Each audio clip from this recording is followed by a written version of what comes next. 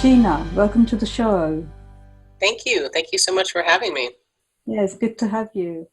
And today we're going to discuss 5 inexpensive, safe, easy health hacks, aren't we?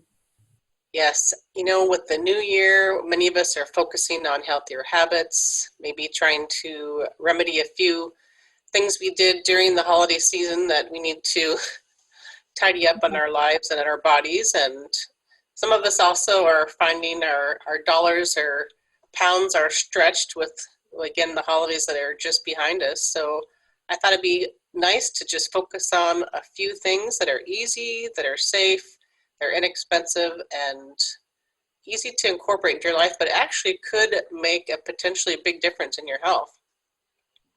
So there's 5 of them, and I'm just going to highlight them. I'm not going to take a big deep dive into them, but I want to share these ideas. Some of them are going to be new to people and sound crazy and weird. Some of them are going to be, oh yeah, I've heard that before, but oh, you're right, I need to do that. I forgot about that great idea that I just haven't incorporated into my life. So the 5 things are, and one of them is something you can do first thing in the morning. One is for reducing stress and anxiety. Another is helping you in the bathroom, which is not a popular topic, but important.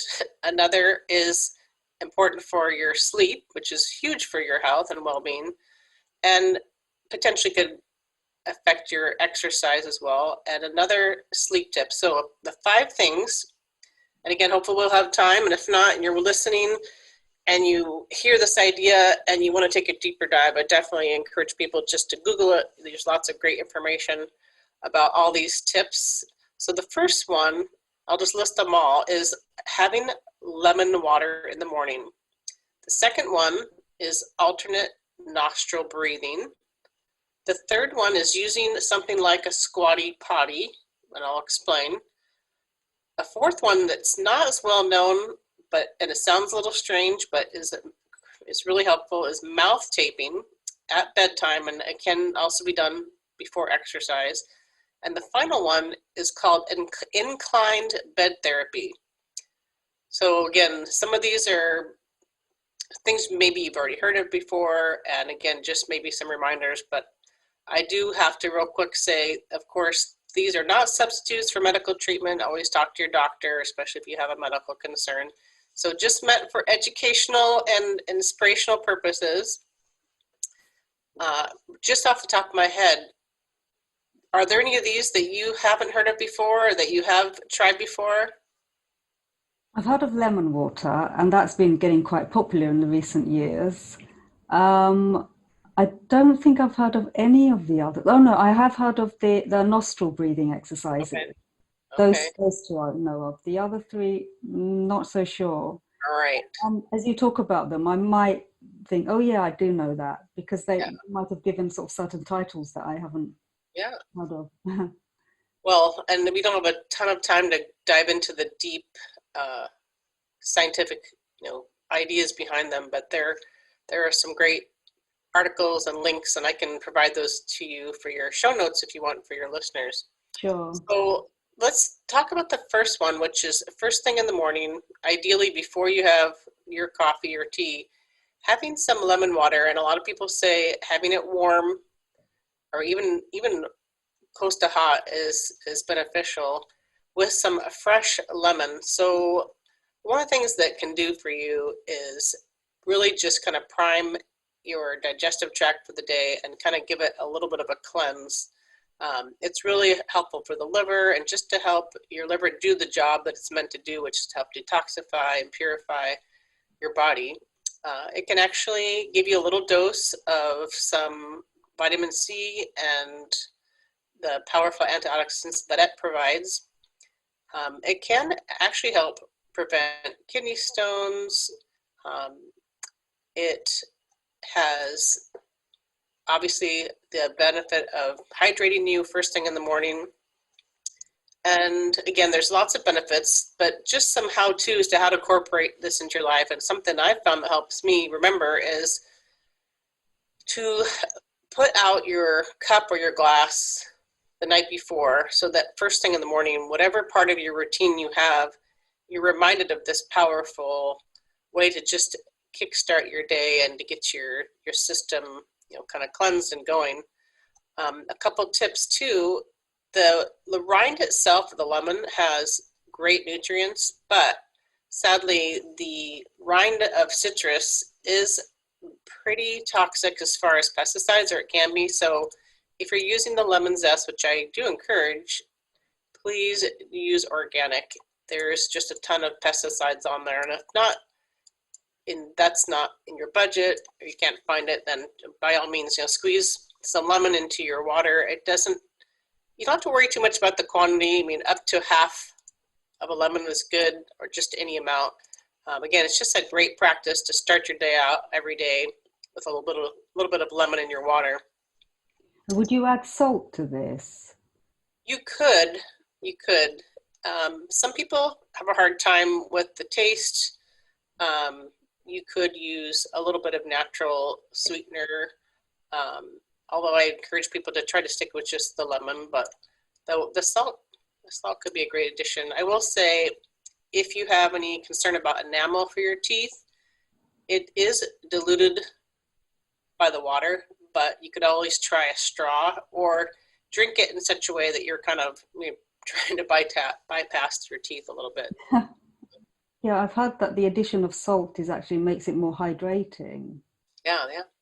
Especially hydrating is if you use Celtic sea salt, more so than even pink Himalayan sea salt. The Celtic sea salt is more hydrating and has more minerals, so that's another great tip. Yeah. So another one I wanted to bring up is what I mentioned is alternate nostril breathing. Now, some people call this by lots of names, and it's considered a yogic breath practice. And honestly, I can't even pronounce how sometimes people describe this practice. In Sanskrit, it's translated as subtle energy clearing breathing technique. But what I want to say about that is, if you're a believer or someone of faith, and you come across something like this and it has a scary name, or you think it's associated with something that is out of your comfort zone, or might not be, something that you think you're going to find in the Bible, my encouragement to you is, don't be afraid of things because of their label. Remember, this is just a breathing technique. There's nothing spiritual, or you're not going to be opening up the window to some scary things into your life. So don't be afraid of things that have different names, or that use words like energy. Don't let that scare you away. But this technique, I think the name yogic might put some Christians off. Yeah. And I understand, but remember, Satan can't create anything, but he will sometimes influence people or things and give, instead of God the credit for something, the credit goes to someone or something else. Yeah. But this is a powerful technique. Again, absolutely free. You could do it anytime, anywhere. But if you are feeling stress, anxiety, it is extremely powerful. And actually, if you do it on a regular basis, like anything, the better you get at it, the more you do it, the better the benefits. You can actually increase lung function and respiratory endurance, help lower your heart rate, but absolutely gives you a sense of well-being, and it can be pretty instant. So literally, it is just a matter of, and if your listeners want to, you can actually do this and kind of follow along. But you literally block one nostril with the one finger.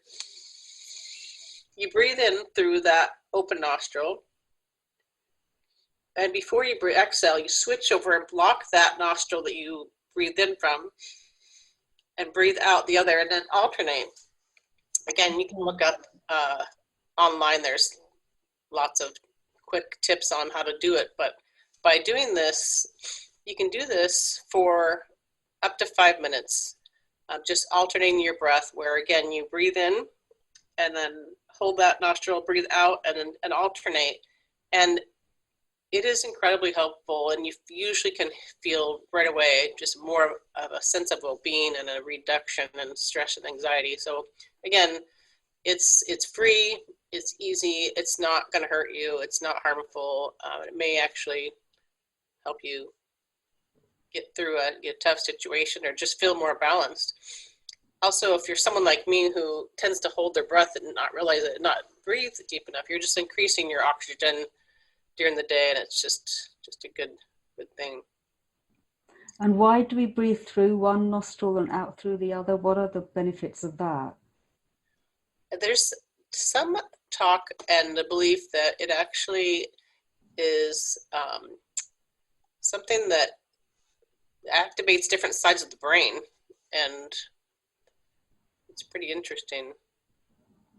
It's the effect on the nervous system is activated, and I think just the practice of slowing down, breathing those smooth, continuous breaths, just it calms the neural pathways. And One thing I do is like breathe in slowly for 4, then yeah, hold for 4, and then breathe out for about 6. okay. Those are the types of breathing exercises that I've been doing. So I wondered how this is different to actually using one nostril, inhaling through one nostril, exhaling through another, and that's going to have a different effect, I guess, than the exercise that I've been doing. Yeah, I mean, you could try both and kind of see how you feel, or incorporate them both. Sometimes for me, a variety is nice. If I have a habit like the one you're describing, sometimes it's nice just to have a different go-to practice to try it the other way. Sure. Yeah. And how often would you do this per day? Well, you can do it anytime you need just a quick sense of well-being or reduction in stress and anxiety. But it's encouraged to do it, every day. Again, you can do it up to 5 minutes, or sometimes you just do it, well, again, during a kind of a moment of, stress or crisis. It, Creating a habit is great. One way that I help myself with those types of things is sometimes I'll just create a reminder on my phone, or do it right before bed. Can just give you kind of help you clear your brain a little bit, and Mm. No, sounds interesting. it's worth a try. Again, it can't hurt you, and it could bring some great benefits. Sure. So I want to then also talk a little bit about digestion. I mean, most of us know our digestion and elimination is super important for our health. Have you ever heard of this? And this is a specific product, but it's called a Squatty potty. Have you ever heard of this before? No, I Okay, haven't. so it is literally a kind of a U-shaped stool that you put in front of the toilet. Again, not fun to talk about toilet talk, but um, it can be achieved by using, a small stool.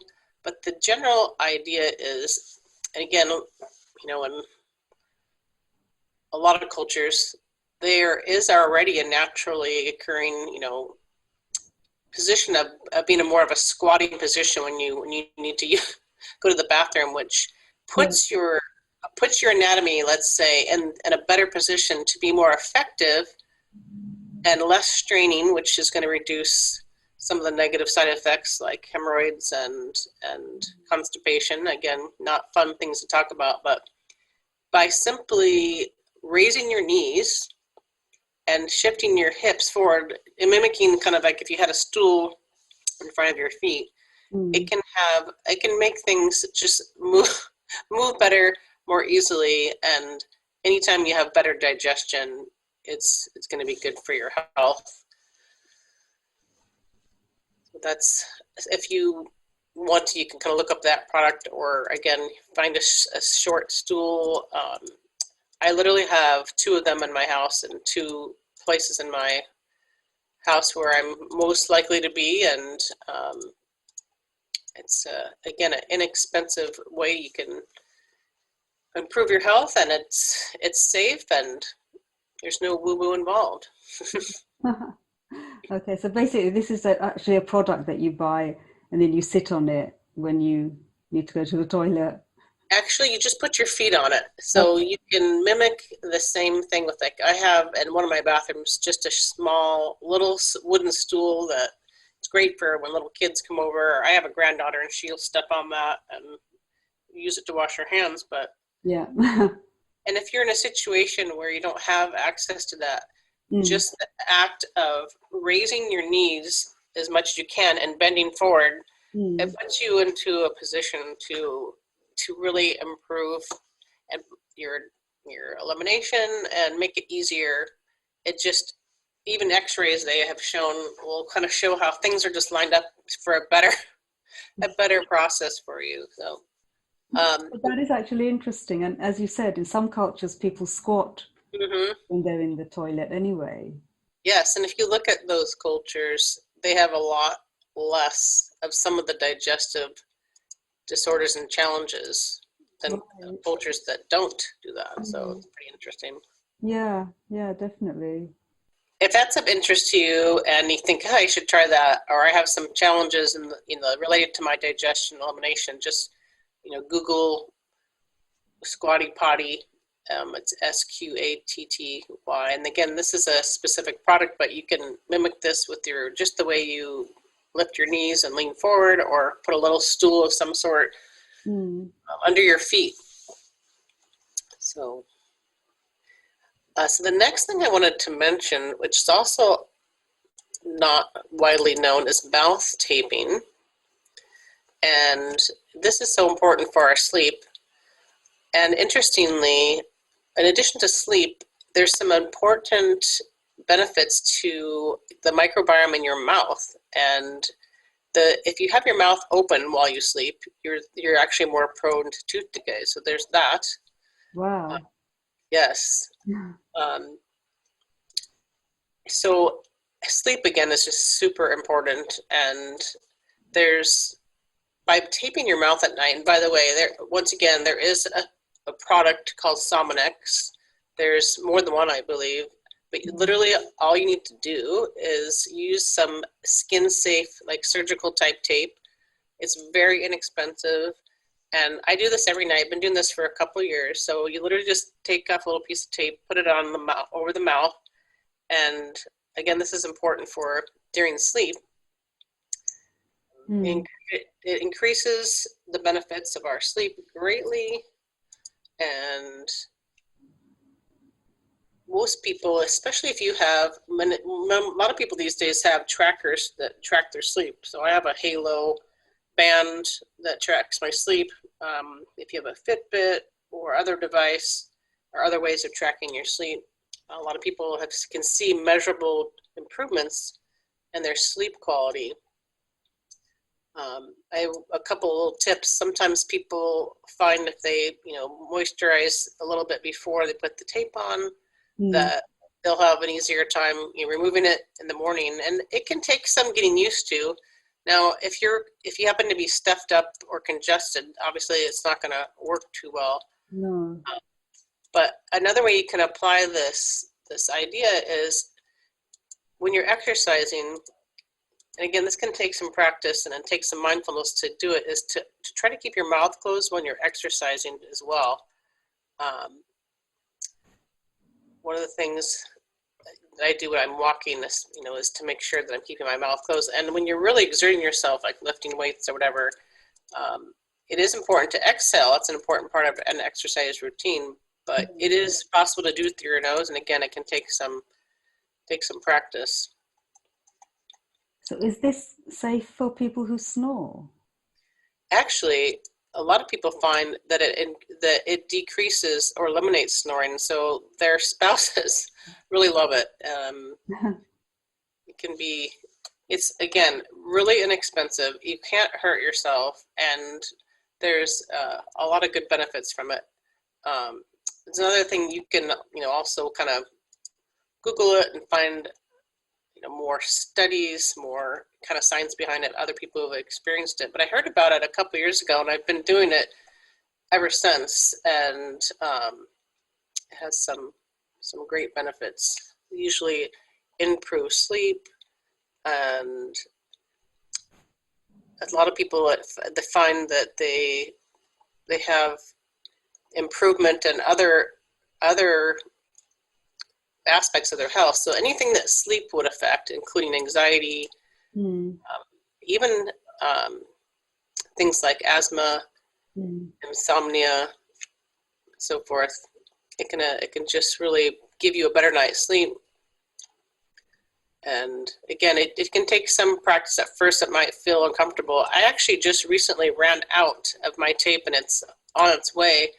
And I just by having done it so many days in a row, I've actually trained my body to keep my mouth closed while I Okay. sleep. So would you say that you might not need it as much then? Is that what you found? No, I still want to do it every day because we don't know when we're sleeping whether or not our mouth is come open or not. Mm. So I still think it's a good thing to do, but this is something to consider for someone who's taking sleep aids. Mm. It could potentially be a way for them to reduce or eliminate sleep aids, whether they're natural or prescription. Again, of course, always talk to your doctor before Mm. making a change away from medication. But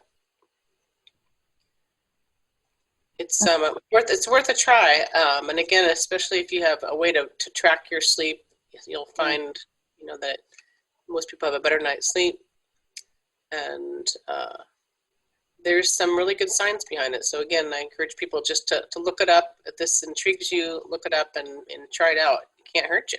No, but I wasn't really aware that people generally open their mouths when they're asleep, or that they would know if they do.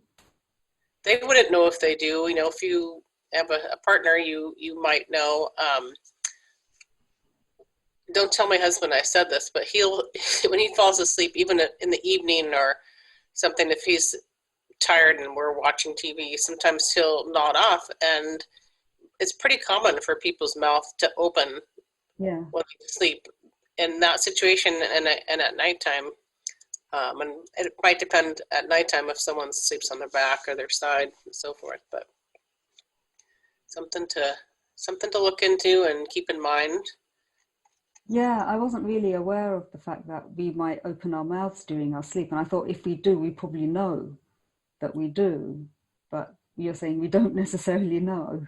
Not necessarily, and sometimes, of course, if your mouth dries out, that's one of the ways we'll wake up and naturally close the mouth, but it tends to be something where we revert back and open our mouth, I think, more than we realize. And um, if you're a parent, definitely look this up too. We don't have time to go into it now, and I don't know all the data off the top of my head, but there's some really good information about kids and some benefits for their dental health and their overall health that is worth looking into. Sure. Yeah. Uh, And also, I assume that this is not a good idea for people with breathing issues, respiratory issues. Yeah, if you have like COPD or other issues related to that, then definitely talk to your doctor. Otherwise, it's not something that can harm you, because as long as your nasal passages are free, you can breathe well. And obviously, again, if they aren't, if you're stuffed up or whatever, it's not going to work out. But sometimes that actually can help you by forcing your mouth to be closed. You can condition your nose to be more open, and so it's worth a try. Sounds like an interesting one. It is, and it's I've been doing it for a couple of years, and it's like, Yeah. again, not something super well known, but check it out. Yeah, Yes. so another interesting and not well known thing that you can do, again, this is to improve your sleep, which again therefore helps you in many aspects of your health, is called inclined bed therapy. What's great about it, again, is it's just a matter of raising the head of your bed by about 15 centimeters or 6 inches. Some people start out slowly. When I did this a couple years ago, I just went straight for it. But there's a gentleman named Andrew K. Fletcher who was inspired by how the sap in a tree, even though the tree is vertical, that the sap can come out, and how gravity allows that to occur. This is kind of how it was inspired. But again, it's something you can use books or bricks, anything you have around the house. But there's a powerful effect they can have on your body. So when I tried it a couple of years ago, I was really pleased my husband was willing to let us try it. It doesn't look terribly different, but again, you're raising the head of your bed. And again, like all these things I'm mentioning, Google them. You can actually go to inclinedbedtherapy.com. And for those people who know who Dr. Mercola is, Joseph Mercola, Mercola, a lot of people know his name and respect him. He did an article called The Surprising Benefits of Inclined Bed Therapy. So the list of things that can help are kind of crazy. I'm going to read some of them. This is from Dr. Fletcher's website, improving circulation and health throughout the night. A lot of studies showing diabetic sensitivity was reduced, return of sensation to numbed areas. There's a bunch of skin things like psoriasis and inflammations that have been reduced. One of the things it's highly known for is helping people with their varicose veins, just improving overall immune function. And he's got a lot of amazing testimonies on his website with people with MS.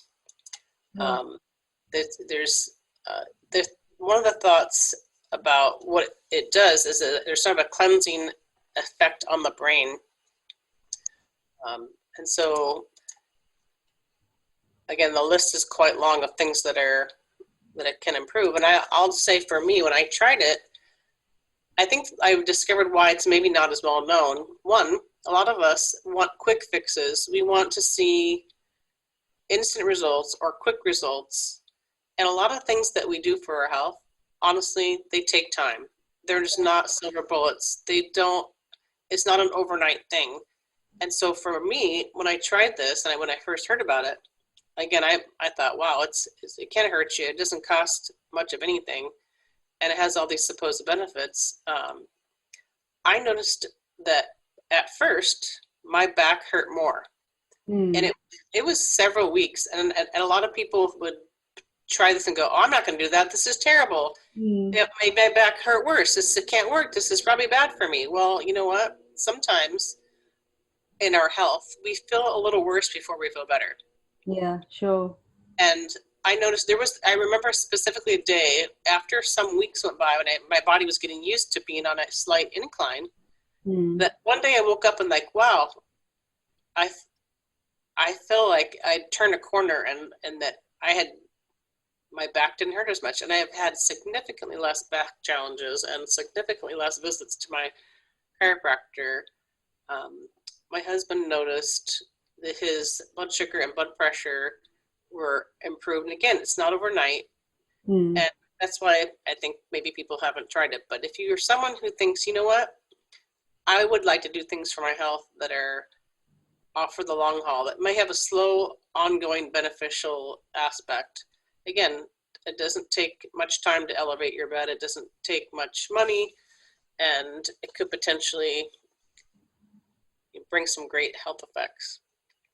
So again, it's another thing where, our time here doesn't allow us to go deep into the info, but if that idea intrigues you, look up, again, it's inclinedbedtherapy.com. And when your back hurt at first, what did you think? Did you look up what it could be? Or, you obviously carried on. You didn't give up just because your back hurt. I remember it hurt in a different way than it usually hurts, and it was easy for me to attribute it to this new bed position. Yeah. It's the gravity that's involved and just being at that slight incline. And by the way, it's so slight.